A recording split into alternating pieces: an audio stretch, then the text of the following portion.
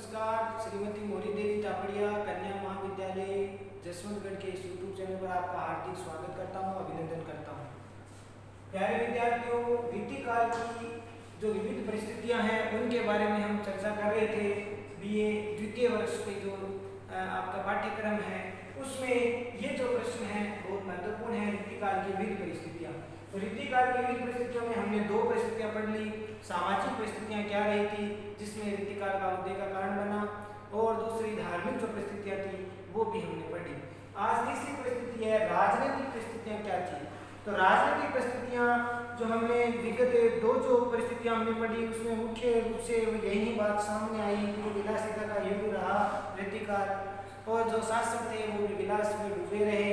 इस कारण जनता पर भी उनका ज़्यादा ध्यान नहीं गया, वो इस प्रकार से अपने आमोद प्रमोद में ही डूबे रहे, सामान्य जनजीवन का उनको कोई ख्याल नहीं रहा। तो राजनीतिक स्थिति भी अगर देखें तो रीतिकाल में राजनीतिक स्थिति अशांति की थी, राजनीतिक अशांति थी चारों तरफ।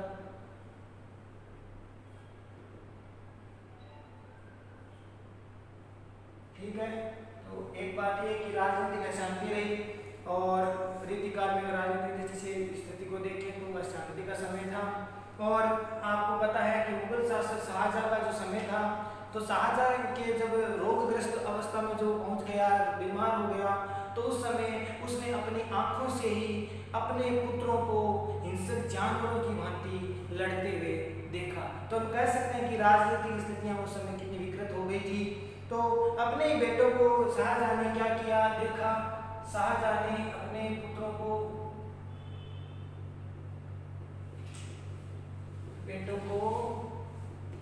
हिंसक जानवरों के भांति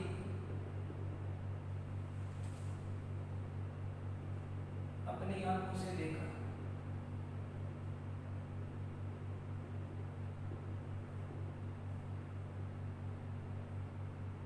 तो ये भी उस समय की बात रही राजनीतिक परिस्थितियों में। और मुगल जो शासन था वो उनकी जो उदारता थी, जो दया भावना थी, वो धीरे धीरे क्या होने लगी, टुकड़े टुकड़े होने लगी। प्यारे विद्यार्थियों, जब अपने पिता को उसने जब कैद में डाला औरंगजेब ने, औरंगजेब जैसा क्रूर राजा जिसने अपने पिता को ही जेल में डाल दिया, कैद खाने में डाल दिया, और उसके गद्दी पर बैठते ही पूरे देश में क्या हुआ, अशांति और संघर्ष का वातावरण बन गया। तो औरंगजेब के समय तो तीव्र गति से जो राजनीतिक परिस्थितियां वो बदल गई। तो औरंगजेब के समय, औरंगजेब के गद्दी पर बैठते ही देश में क्या हुआ, देश में अशांति और संघर्ष तीव्र गति से बढ़ गया।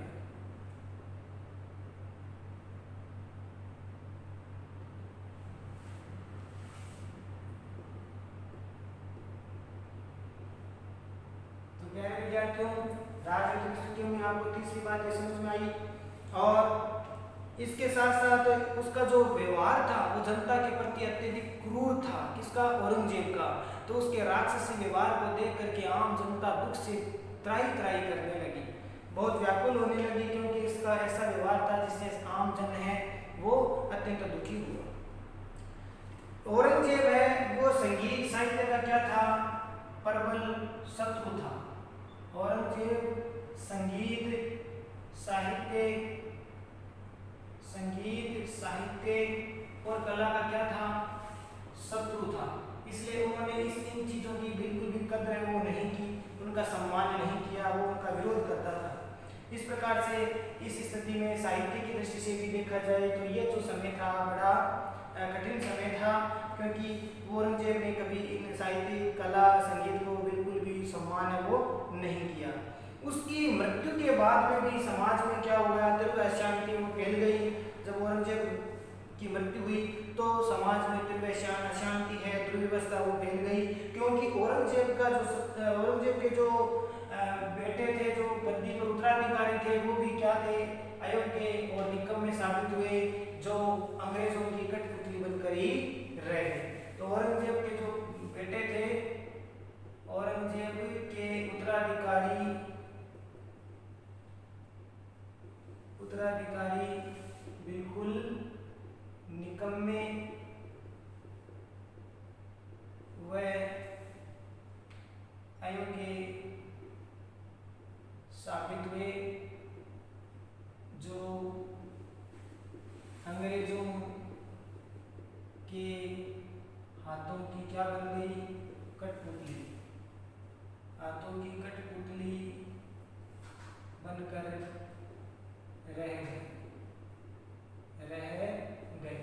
तो प्यारे विद्यार्थियों, औरंगजेब के जो उत्तराधिकारी थे वो बिल्कुल निकम्मे और अयोग्य साबित हुए। इस कारण से वो केवल अंग्रेजों के हाथों की कठपुतली बनकर रह गए, उनके गुलाम बन गए।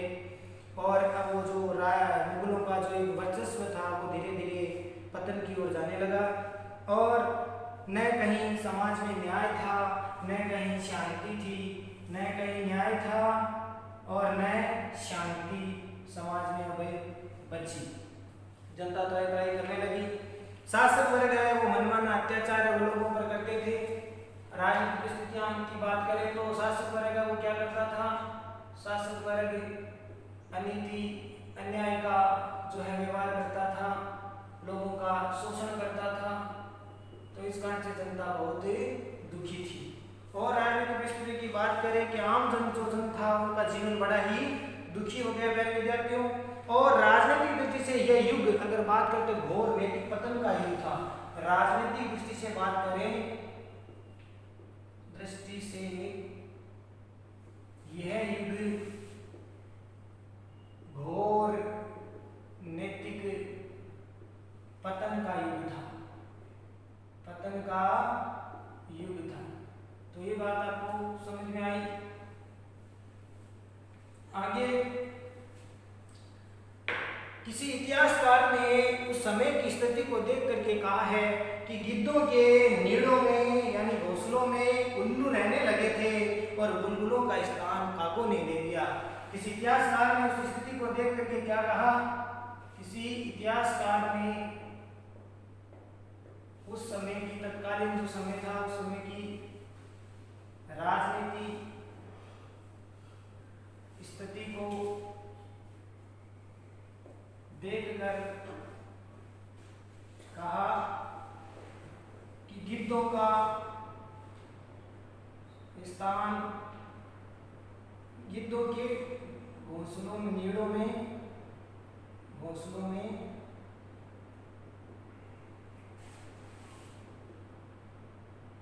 उल्लू ने स्थान ले लिया और बुलबुलों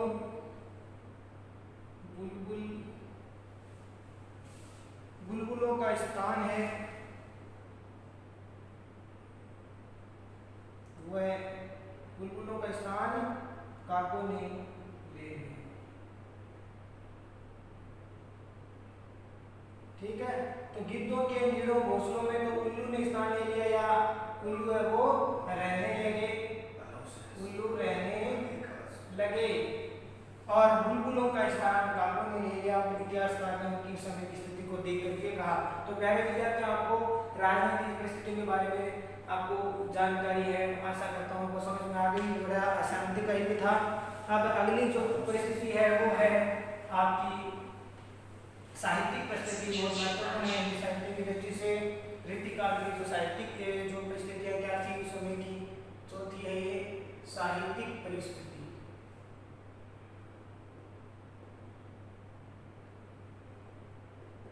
साहित्यिक परिस्थितियों में बात करें तो उस समय प्यारे विद्यार्थियों साहित्यिक दृष्टि से रीतिकाल है वो श्रृंगार प्रियता का। साहित्यिक दृष्टि से बात करें तो रीतिकाल श्रृंगार प्रियता, चमत्कार या पांडित्य प्रदर्शन, चमत्कार या पांडित्य प्रदर्शन, चमत्कार पांडित्य प्रदर्शन व स्वच्छंदता का युग था उस समय का युग था। तो रीतिकाल साहित्यिक दृष्टि से श्रृंगार प्रियता का युग कभी ज्यादातर श्रृंगार की रचना लिखते थे। कभी लोग आचार्य बनने की होड़ में जो है जो ग्रंथ लिखते थे उसमें चमत्कार और अपना पांडित्य प्रदर्शन दिखाते थे। अच्छे अच्छे अलंकार छंदों का वो प्रयोग करते थे, रचनाएं लिखने का प्रयास करते थे। तो कहते हैं कि इन रीतिकाल के कवियों ने तो संस्कृत के लक्षण ग्रंथों को भी पीछे छोड़ दिया है। ऐसे जो उन्होंने अपनी काव्य रचनाओं में छंद अलंकारों से घुसित जो रचनाएं हैं वो लिखी, तो स्वच्छंदता का युग था। इस प्रकार से अगर बात करें कि भक्ति काल में जो साहित्यिक परिस्थितियां सामाजिक जीवन पर बहुत महत्वपूर्ण बात है कि भक्ति काल में जो सामाजिक जो साहित्य था वो साहित्यिक जो परिस्थितियां थी वो किस पर थी, सामाजिक जीवन पर थी। प्यारे विद्यार्थियों, जो भक्ति काल में जो साहित्यिक परिस्थितियां थी वो किस पर निर्भर थी, यानी किसको लेकर के लिखी जाती थी, यानी उनका जो आधार था वो सामाजिक जीवन था। जबकि रीति काल में आते आते जो है साहित्यिक जो परिस्थितियां थी वो बदल गई और वो अब क्या बन करके रह गई, वो अब उस रीति काल में सामाजिक स्थान पर बिल्कुल उनका लगाव नहीं रहा, केवल सामाजिक जीवन से उनको कोई लगाव नहीं रहा, केवल दरबारी जो है लगाव उनको होने लगा। केवल दरबार में ही वो रचनाएं, वो दरबार के जो राजा महाराजा थे उनको आश्रयदाताओं को खुश करने के लिए रचना देते थे, उनका सामाजिक जीवन से कोई वास्ता अब नहीं रह गया था। कभी राज दरबारों में अपने आश्रयदाताओं की प्रशंसा में, तो ये मुख्य बात है, कभी है उस समय के रीतिकाल के वो अपने आश्रयदाता थे, अपने जो आश्रयदाता थे उन आश्रयदाताओं की क्या करते थे, उनके आश्रयदाताओं की प्रशंसा करते थे, उनको खुश रखते थे अपनी कविताओं के माध्यम से, और इसके साथ साथ उनका वो श्रृंगारिकता में वो डूबे हुए रहते थे, श्रृंगारिकता का वर्णन करते थे अत्यधिक मात्रा में, तो श्रृंगारिकता में डूबे रहते थे कवि लोग और उनकी राजा महाराजाओं की प्रशंसा करते थे, आश्रयदाताओं की। और इस तरह से अगर देखें तो एक मुख्य बात यह है कि रीति ग्रंथों की रचना इस काल में बहुत हुई। ये महत्वपूर्ण बात है कि रीति काल में रीति ग्रंथों की रचना खूब मात्रा में हुई, रीति ग्रंथों की रचना हुई जिसमें अपने काव्यों विवेचनों का उन्होंने खूब प्रयोग किया। रीति ग्रंथों की रचना हुई। लक्षण ग्रंथ जो संस्कृत के लक्षण ग्रंथ थे उनका आधार लेकर उनका अनुसरण करके रीति काल के कवियों ने अपने काव्यात्मक विवेचनों की सहित है वो रीति ग्रंथों की रचना की, जिसमें छंद अलंकार या गुण रीति इनका प्रयोग बहुत अधिक मात्रा में वो किया। तो मैं कह रहा हूँ कि भाई उन्होंने संस्कृत के लक्षण ग्रंथों को भी पीछे छोड़ दिया इस रीति ग्रंथों में रचना करने में। और ये काल अगर देखें, क्योंकि उस समय के जो आचार्य थे, जो कवि थे, वो कवि क्या बनने की सोचते थे, आचार्य वह कवि की प्रतिष्ठा को प्राप्त करना चाहते थे। बहुत ज़्यादा होड़ हो गई उनमें, एक दूसरे सभी कवि एक दूसरे को पीछा दिखाना, एक तरह से नीचा दिखाना चाहते थे। इसलिए सब चाहते थे कि हम आचार्य बने, सब चाहते थे हम कवि, और कवि से भी श्रेष्ठ हम आचार्य बनने की होड़ है उनमें लगी। क्योंकि उनकी वैसे तो देखो मौलिक रचनाएं नहीं, क्योंकि संस्कृत का उन्होंने अनुसरण किया, तो इस प्रकार से आचार्य और कवि की प्रतिष्ठा की होड़ है वो करते थे कि उसमें ही वो लगे रहते थे। इसलिए उन्होंने क्या किया, जो संस्कृत साहित्य की परंपरा का क्या किया, उन्होंने यथासंभव अनुसरण किया। संस्कृत साहित्य का अनुसरण करते हुए वे आचार्य बनने की होड़ है वो करने लगे। और ये काल विलासिता का युग था, मैंने पहले भी बताया था, ये युग था विलासिता का युग था, क्योंकि राजा लोग भी आमोद प्रमोद और विलासी जीवन जीते थे, और उसी की देखा देखी राज दरबारों में सामंत लोग, जमींदार ये भी करने लगे, और वहाँ जो दरबार के जो कवि लोग रहते थे वो भी राजा की इसी प्रकार की जो विलासिता से युक्त रचनाओं से उनको खुश करते थे, आनंदित करते थे। और इसके साथ साथ कुछ राजा ऐसे भी थे, यानी ये काल यूँ कह सकते हैं कि राज दरबारी जो ये साहित्य था, राज दरबारी साहित्य था। कौन सा? रीतिकाल का साहित्य राज दरबारी साहित्य था। और कुछ इसमें राजा ऐसे भी थे, सारे नहीं थे, कुछ एक मात्रा में कुछ राजा ऐसे भी थे जिन्होंने जो अपने शौर्य प्रदर्शन में रुचि रखते थे, वो विलासिता का जीवन नहीं जीते थे, वो शौर्य का जीवन जीते थे। तो उनके जो दरबारी कवि थे शौर्य प्रदर्शन में वो क्या करते थे, रुचि लेते थे। कौन से? कुछ एक राजा थे, जैसे अपने बात करें कवि भूषण की, तो कवि भूषण ने जो अपने आश्रयदाता छत्रपति शिवाजी महाराज और छत्रपति शिवाजी महाराज और ये छत्रसाल महाराज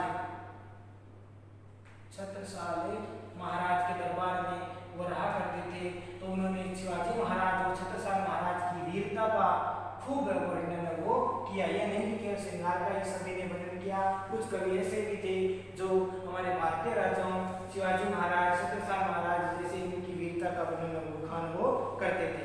इस प्रकार से इस काल में अगर देखें तो तीन वर्ग है वो बंटे रीतिकाल के जो कवि थे वो तीन वर्गों में रचना लिखते थे। एक तो थे रीति बद्ध, एक थे रीति सिद्ध और एक थे तीसरी रीति मुक्त। तो तीन वर्ग है वो रीतिकाल के कवियों के हो गए रीति मुक्त। अब रीति सिद्ध कवि वो होते थे प्यारे विद्यार्थियों, वे कवि जो रीति की परंपरा का पूरी तरह से क्या करते थे, रीति की परंपरा का पूरी तरह से निर्वाह करते थे, पूरी तरह से निर्वाह करते थे, निभाते थे। जो लक्षण बताए गए थे उन ग्रंथों में, जो नियम बताए थे उनका वो पालन करते थे। इस प्रकार से ऐसे जो कवि थे वो क्या कहलाए, रीतिबद्ध, रीति से बंधे हुए जो कवि, रीति परंपरा से जिन्होंने पूरी तरह से निभाई, रीति से बंधे हुए थे, ऐसे लक्षण ग्रंथों की रचना करने वाले जो कवि थे वो कहलाए रीतिबद्ध। उनमें आपके मुख्यतः देव कवि का नाम, पद्माकर कवि का नाम आता है। देव कवि है, पद्माकर कवि है, मतिराम कवि है, ये आपकी रीति जो है बद्ध कवि कहलाए। इनकी रचना में उन्होंने इनका पूरी तरह से पालन किया रीति का, लक्षण ग्रंथों का। रीति सिद्ध कवि वे हैं, वे कवि जो रीतियों की काव्य परंपराओं का ज्ञान जानबूझ करके प्रयोग नहीं करते थे, फिर भी उनकी रचनाओं में रीति स्वयं आकर के सिद्ध हो गई। उनकी रचनाओं में अपने आप ही क्या हो गया, समय के प्रभाव से रीतियां स्वयं ही आकर के रीतियां हैं वो स्वयं आकर सिद्ध हो गई, स्वयं आकर सिद्ध हो गई। तो वो जो रचनाएं हैं वो रीति सिद्ध के नाम से जानी जाती है। और रीति सिद्ध में सबसे पहला नाम आता है वो बिहारी जी का ही नाम आता है। बिहारी जी रीति सिद्ध कवि है। हालांकि उन्होंने रीति की परंपरा का निर्वाह नहीं किया, फिर भी समय के प्रभाव के कारण उनकी रचनाओं में रीतियां स्वयं आकर के सिद्ध हो गई, तो वो रीति सिद्ध कहलाई। तीसरी जो अंतिम है वो है रीति मुक्त। नाम से पता चलता जो रीति से मुक्त रहे, ऐसी जो रचनाएं थी जो रीति से बंधी हुई परंपराओं से बिल्कुल ही स्वच्छंद थे, मुक्त थे, जो वो कवि जो कविता की रीति परंपरा को न मान करके स्वच्छंद रूप से कविता करते थे, स्वच्छंद रूप से रचना करने वाले कवि तो वो रीति मुक्त कहलाते हैं। इसमें गणानंद और बोधा का नाम आता है। गणानंद है, बोधा है, ये जो कवि है वो आपके रीति मुक्त है, ठाकुर है। और ये इन कवियों को आप एक तरह से गणानंद जी को तो प्रेम का पीर कवि माना जाता है। इन्होंने जो प्रेम स्वयं है वो किया और उसी का ही वियोग वर्णन है वो गणानंद जी ने किया। तो प्यारे विद्यार्थियों, इस तरह से हमने चारों रीति के चारों प्रकार की जो परिस्थितियां वो पढ़ ली। आशा आपको समझ में आई होगी, इसको ठीक से हम याद करेंगे। तो आगे हम अगला आपका जो पाठ्यक्रम के अनुसार और नया वीडियो बनाएंगे। तब तक के लिए बहुत बहुत धन्यवाद और वीडियो को ज़्यादा से ज़्यादा लाइक, शेयर और सब्सक्राइब करते रहो। जय भारत, जय हिंद।